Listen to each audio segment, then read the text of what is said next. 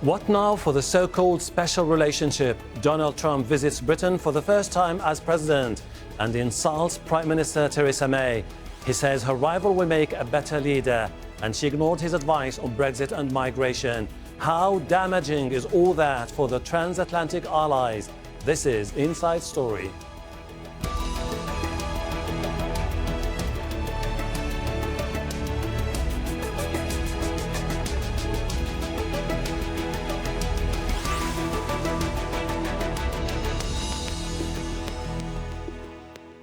Hello and welcome to the programme. I'm Hashim Ahalbarra. In retrospect, British Prime Minister Theresa May might wonder whether this was really the best week for a visit from Donald Trump, right after a contentious NATO summit and greeted by massive protests. His first trip to London as US President was always going to be awkward, especially as May struggles to hold her own government together with a never-ending argument about Brexit negotiations threatening to tear her Conservative Party apart. Only hours after arriving, Trump made her life even more difficult with scathing criticism in a newspaper interview. We begin with Lawrence Lee, who is at Chequers, the Prime Minister's country residence.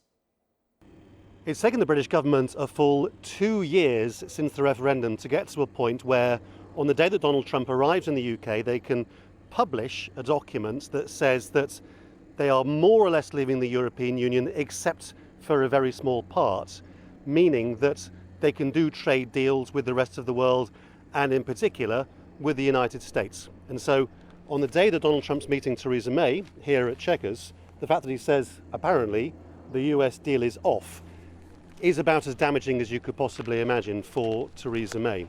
If there's a point in it that perhaps Trump is correct on, it's that the bit of regulatory alignment between the UK and the EU allows for agriculture and food to maintain European standards. And given that Donald Trump seems to have a particular obsession with American farmers, that would make it much more difficult for American farmers to sell their goods inside the UK. But on the rest of it, Trump's assertion flies directly in the face of the stated UK position that the very narrow relationship it would have in future with the European Union would leave it free to do a bespoke trade deal with the United States.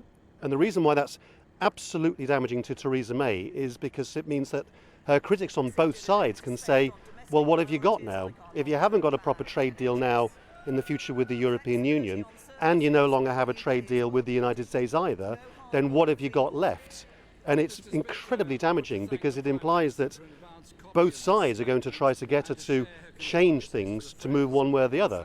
Hard Brexiters are going to say you need to go back to a position where the UK leaves in every single detail, disregarding all the problems with the Irish border that entails, in order to make Donald Trump happy.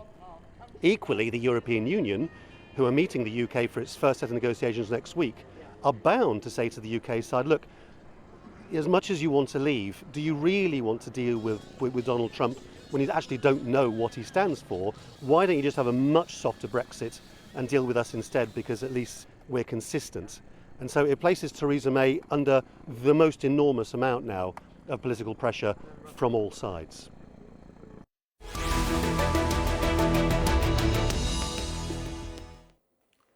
Now let's introduce our panel. In London, we are joined by Ian Dunt. He is the editor of Politics Co UK and author of Brexit, What the Hell Happens Now. In Washington, D.C., we are joined by Robert Hunter. He is a foreign policy analyst and the former US ambassador to NATO. And also in London, we are joined by Inderjeet Palmer, a professor in international politics at City University, London, and expert on Anglo-American relations. Welcome to you all. Ian, I would like to start by asking you this. Do you think that this is purely classic Trump throwing remarks here and there, or there's more to his scathing remarks? No, he pretty much just says the words that happen to be rising out of his mouth at any given moment. I don't really sign up to this idea. There's some parts of sort of the British political class that sort of think that he's some kind of strategic genius and that it's all a very clever play and that he's actually trying to achieve all of these different things. I don't see that. I just see him as this kind of rolling ball of id that just does whatever it feels like at any given moment. If there's any threat at all, It is the dismantlement of the liberal rules-based order around the world. He's basically kneecapping the WTO. He's undermining NATO at this exact moment. He's encouraging Theresa May to do whatever she can for the hardest possible Brexit, and he himself tries to undermine the EU. But even that, I don't think, is a program that he can actually explain in any kind of real terms. I think he basically just says whatever it is he happens to be thinking at the time.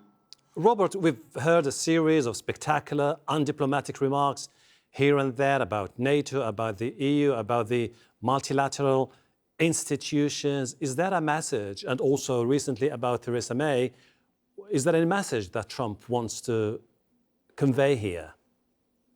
Well, I think the message is that if Brexit is not done in a good way that makes sense for the United States, even though it's none of our business, if the United States has to choose between good trade deals with Britain and trade deals with the European Union, which is 10 times almost the size of Britain, the United States will go with the European Union. That's always been clear. Now, the president said what he did to the Sun tabloid newspaper. He now claims that he was misquoted, but he did say it, and he's not a child when it comes to the media. In his press conference with Mrs. May at Chequers, he read a statement which said exactly the opposite. We can have very good trade deals with Britain. I love Britain, it's absolutely the best, etc. But he has sent this message, which I hope will be taken on board by the British, that frankly, looking at it from the United States point of view, Brexit is not really going to help Britain in terms of its relationship with the United States. Inderjeet, as Robert has just been saying... No matter who's president. Sure. Inderjeet, as Robert has just been saying, basically Trump during the press conference seems to be turning down his rhetoric. But do you think that this is almost too late and the damage has been done to Theresa May?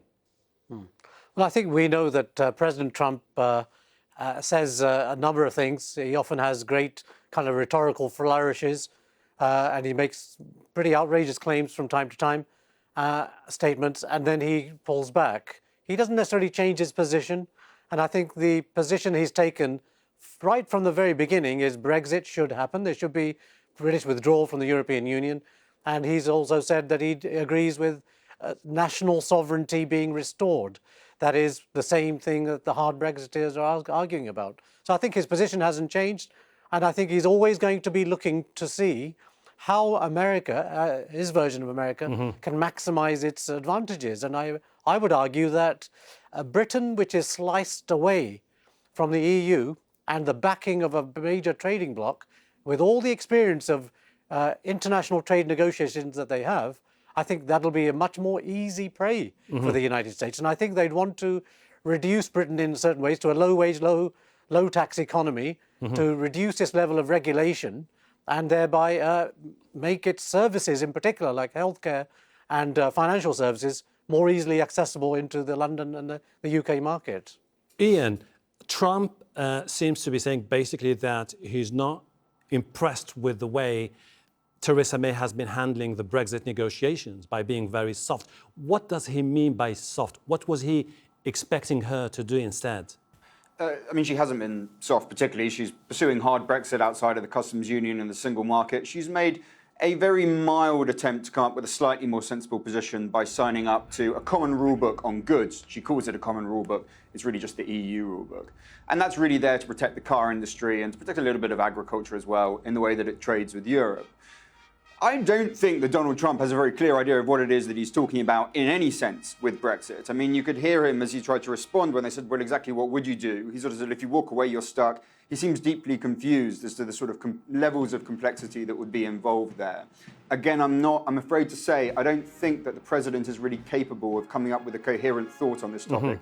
He responds to quite instinctive senses of sort of nationalism, national pride, in an almost sort of mythical way that he thinks about these things as some kind of perpetual zero-sum war between nation states. That's not true on any level, on the level of trade law, on the way that the EU works, on the level that Brexit negotiations operate, and not true on a very basic level about how international relations is conducted. So I wouldn't put a lot of store in his analysis of this situation or any kind of alternatives that he might propose.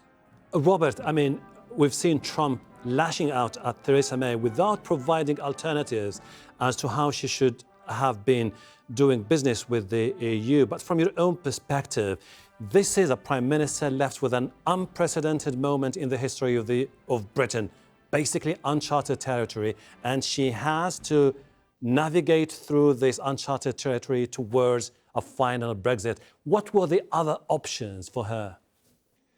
Well, the option that I wish she had pursued was to say the referendum was merely advisory, and Parliament, which has been sovereign for 700 years, really ought to take this on board and not do Brexit at all. Now, one thing I think one has to understand, this is not just about the international dimension, and Trump, with a lot of other Americans, would like to be able to pick apart the European Union and deal with individual countries. Trump, I think, would like a weaker Britain, which is what I think we'll get. But in addition, what he did in his interview is he really knocked the props out from under the Prime Minister in terms of her politics. Not just the direct criticism of her, but praising the man who very much wants her job. Friends like this don't come to dinner and then criticize the soup and maybe do things to the soup that make it undrinkable. Inderjeet, isn't Theresa May left with a spectacular moment here, which is basically either to leave the EU or lose strategic partnership with the United States of America? Yeah, I don't think it's an either-or, a kind of zero-sum game there. The United States and Britain have had a very long-standing relationship, strategic relationship, which has worked on all levels, intelligence in particular, on nuclear weapons, other military policy, a kind of global strategy, and the European Union was, or the European project was to some extent a part of that as well. It became much more as it went on. It became a kind of federal dream. That wasn't always part of the game plan, I think. And I think now, effectively, what Britain has decided, and whatever you like, referendum or not, Britain has decided that it would wish to leave. The key issue now is what is the realistic position to be taken so that, broadly speaking, we can continue as an economy and a society and a culture and so on. And to some extent, we're going to have to maintain both relationships. And that is what Theresa May's problem is. But the key problem, I would say, really going forward for Britain, as in British working people, is that they were likely to be heading towards a very low-wage, low-tax economy, which is going to be more and more deregulated. And I think the United States is going to really enjoy that because they want to introduce quite a lot of their sort of services into the British economy as well. Ian, the Prime Minister faces mounting pressure from the different members of the political establishment, particularly from her own party. The statements now by Trump, are they likely to precipitate her political demise? No, I don't think so. Look, it doesn't really matter what Trump says. It's incredibly sort of interesting to look at. It's very dramatic. It's theatrical. But in terms of Theresa May's career, only one thing really matters, and that is the Parliamentary Conservative Party and how much support she has on those benches. Now, at the moment, she is facing a kind of guerrilla warfare over the last sort of 5 days by members of a group called ERG, the European Research Group. This is the hardcore rump of hard Brexiters who consider Brexit an almost sort of existential, almost biblical level fight for the future of Britain against European tyranny. And it's a load of old nonsense, but nevertheless, they believe it. Now, they are the ones that matter to her. At the moment, they don't have the numbers to destabilize her. So the question then becomes, did Trump's intervention hinder or help her in that regard? In terms of hindering her, of course, it plays into a view that Boris Johnson is Prime Minister in waiting, and it gives some kind of succor to some of those groups of those people in the ERG. However, Donald Trump is held in very low esteem in British political circles, even among the majority of Brexiters. He has very little support. He's considered quite uncivilized, quite uncouth, not really an image that people want to project. And I suspect that among the more pragmatic Tory MPs, his intervention will actually have pushed them a little bit closer to her kind of compromise arrangement of just thinking, well, if this is the kind of world that we're going to on the other side, maybe we need to be very careful in terms of how we proceed with the EU. So I think by the end of this, it's come out pretty much neutral on either side. And Trump's comments aren't going to make too much of a difference to her either way, as embarrassing as they have been. Robert, I mean, Trump has been suggesting or hinting that if she goes ahead with a deal, then she should forget about a trade deal with the US. However, we haven't seen any clarity about the content of that particular deal with the US. What is it about? Well, he did say in the press conference at Chequers, reading a statement, obviously written by his people, that we're going to have a trade agreement with Britain, and it's going to be great, and it's nearly done, and all of that. But going back to that point about Mrs. May's stability, I think it is political stability. I think it is correct that there are enough people in Britain, particularly the political class, who have so discounted anything that Trump does that it might not have that much of an impact. Having said that, I don't think it helped her any. I don't think it helped her any at all, because there is a reality behind what Trump is saying, which is, to say it again, if indeed it comes down to a difference between dealing with Little Britain on trade and big European Union on trade, the people in this country, no matter who's president, are going to choose the European Union. That's one reason that leaving the European Union, I don't think, at any point has been intelligent for people who really care about Britain's future in the world. Inderjit, how would you expect Theresa May to emerge from this meeting with Trump? More skeptical, cautious, or more likely to be emboldened to pursue her policies?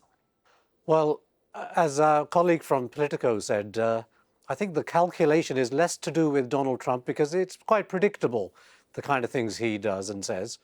But I think the calculation is domestic within the party, the Conservative Party, but also related to the opposition party. And I think the fear of a Corbyn-led Labour government following any kind of collapse of the May government at a general election, I think that is the thing which is probably likely to hold it together as much as it can. The hard Brexiteers, I think they fear a Corbyn government more than anything else. So I think Theresa May therefore has a card to play. Either it's me, or it's the Labour Party, which is now in the lead in the polls by 2 or 3%. So I think she's going to stick to her guns, stick to the bogeyman Labour Party as an alternative, as a threat, as a fear and anxiety-inducing thing, and try to ride through this guerrilla warfare, which is noted and has been intensifying lately. Ian, the die-hard Brexiteers basically were of the view that a divorce with the EU would pave the way for a robust strategic alliance with the United States of America. Against the backdrop of what we've seen over the last 48 hours, does that still seem to be a strong argument? No, it's always been a very weak argument. It's not really the US alone. I mean, it's also Canada and New Zealand, Australia. You'll notice these are all English-speaking countries. I mean, they talk occasionally about the Commonwealth, but they talk mostly about the Anglosphere, which is this kind of imaginary construct of English-speaking countries, which tells you something about what they're doing. This isn't really some kind of well-thought-through trade policy or security policy or even a political one.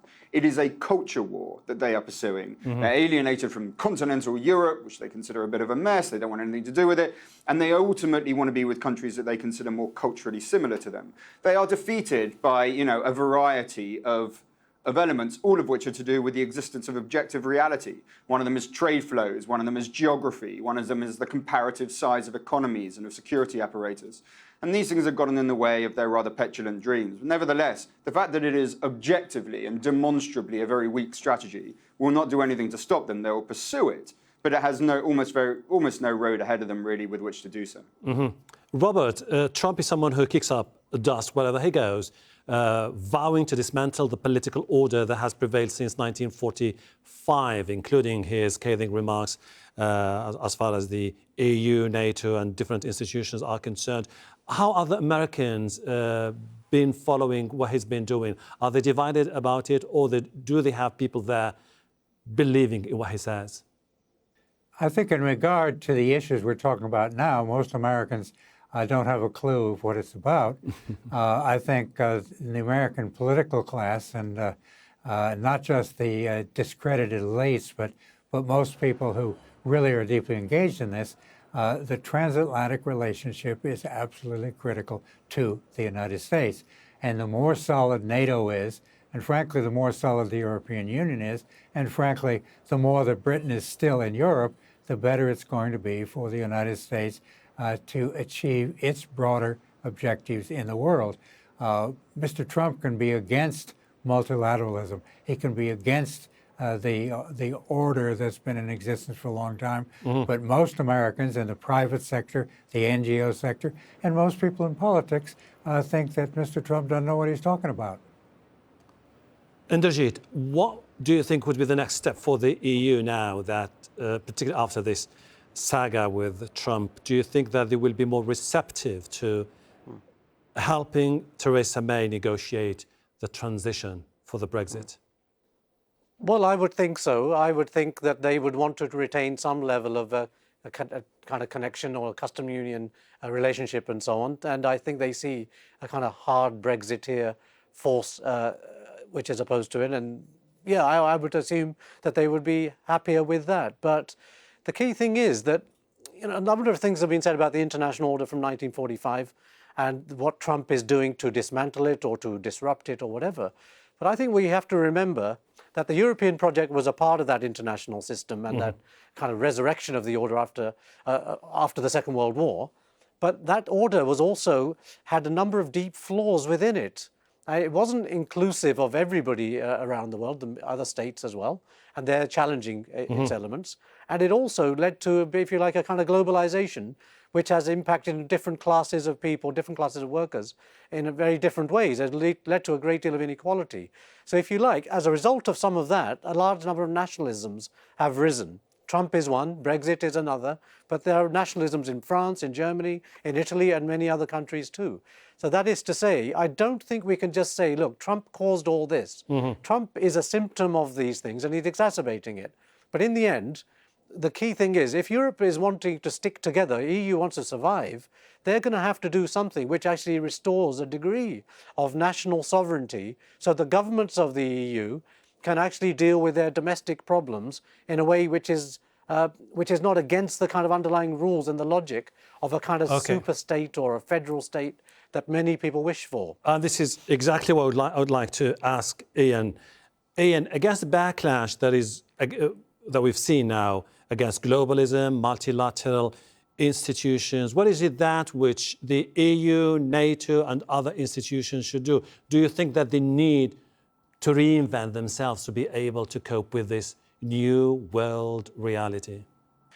It depends on the organisation that you're looking at. I mean, certainly in the EU's case, and they pretty much already know this, although they're not moving quickly enough on it by any means.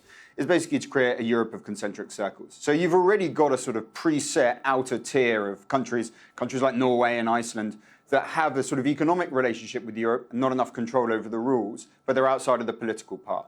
That should have some extra democratic functions put into it so that people can have that arm's length relationship as a storage category in Europe. Britain might have been quite attracted to that if some more of that democratic power was there.